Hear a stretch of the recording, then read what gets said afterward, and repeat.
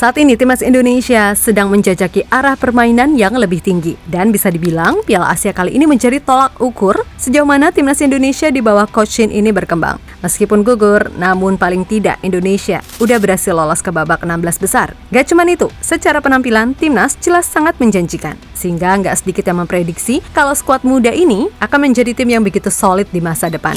Dan itu pula yang diyakini oleh mantan punggawa timnas Brasil, Roberto Carlos. Yap, Carlos merasa kalau secara bakat, kemampuan timnas Indonesia ini cukup bagus. Apalagi setelah ia melihat rekam penampilan skuad Garuda di Piala Asia, Carlos meyakini jika tim ini akan punya prospek cerah ke depannya. Asalkan semua yang telah dibangun bisa terus dijalankan dengan baik.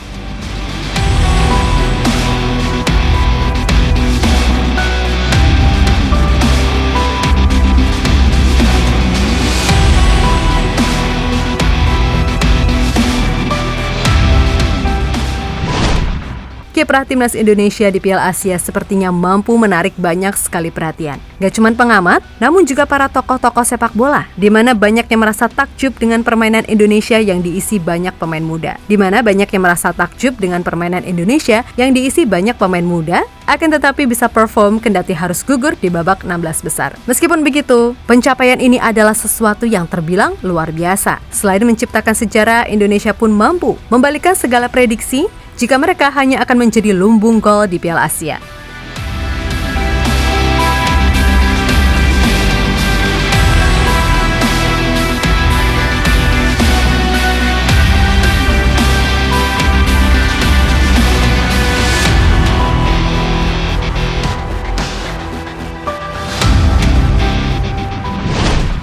Yap, di luar dari skor yang ada, permainan Indonesia sejak laga melawan Irak sampai melawan Australia emang cenderung meningkat. Mulai dari pressing, build up, organisasi permainan, dan tentu saja fighting spirit. Semuanya mengalami peningkatan yang cukup pesat. Untuk itulah, bagi yang masih nyinyir perkara skor, kok rasanya terlalu naif mendefinisikan timnas ini jelek hanya karena skor.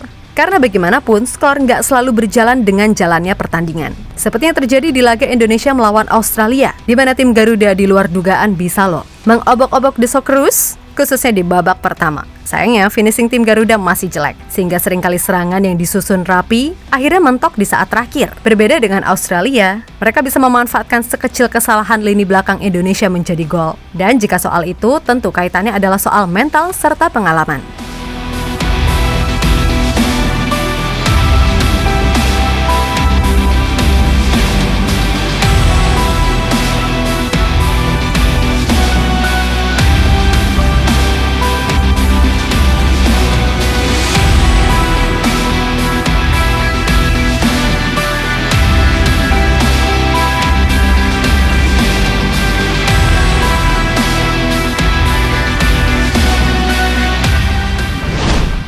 Nah, terlepas dari itu semua, penampilan Indonesia juga mendapatkan atensi dari Roberto Carlos. Saat ditanya mengenai performa timnas Indonesia, yang Mei 2023 lalu berkunjung ke tanah air menjelaskan kalau ia sangat kagum dengan bakat-bakat yang dimiliki Indonesia. Terlebih melihat kemajuan yang ada di timnas Indonesia, Carlos menegaskan apapun caranya, tim yang sekarang ada harus dijaga betul. Karena dengan usia yang sangat muda, jelas pengalaman dan mental lah yang menjadi kendala utama. But that's okay. Karena perjalanan masih panjang, apalagi dengan usia para pemain yang masih muda-muda.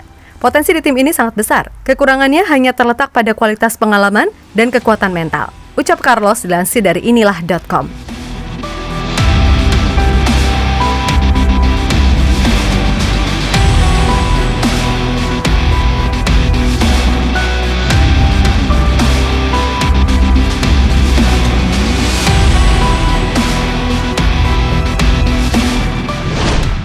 Yap, pada akhirnya kita harus move on dari Piala Asia. Karena setelah ini, Indonesia masih harus berjibaku di kualifikasi Piala Dunia 2026. Tentu saja bagaimanapun Indonesia harus bisa memaksimalkan tiap laga sisa agar bisa lolos ke putaran ketiga. Dan bila semua lancar, maka pemain diaspora yang baru yakni Tom Haye, Choi Itses, Nathan Cho, Ragnar Oratmanguyen, serta Martin Paes bisa segera membela Indonesia. Karena bagaimanapun, tenaga mereka akan sangat dibutuhkan terutama di sektor kiper. Yang sorry to say nggak bisa mengangkat Indonesia di level internasional. Emang sih Hernando ini refleksnya bagus. Tapi 178 cm buat kiper itu jelas nggak ideal. Namun harus diakui juga, kalau Nando masih menjadi kiper terbaik yang dimiliki timnas saat ini, di luar dari posturnya yang nggak ideal. Untuk itu buat Nando dan semua elemen timnas, ayo berjuang dan terus semangat. Siapa tahu ya kan, bila nasib baik memihak, Indonesia bisa melaju jauh di kualifikasi Piala Dunia 2026.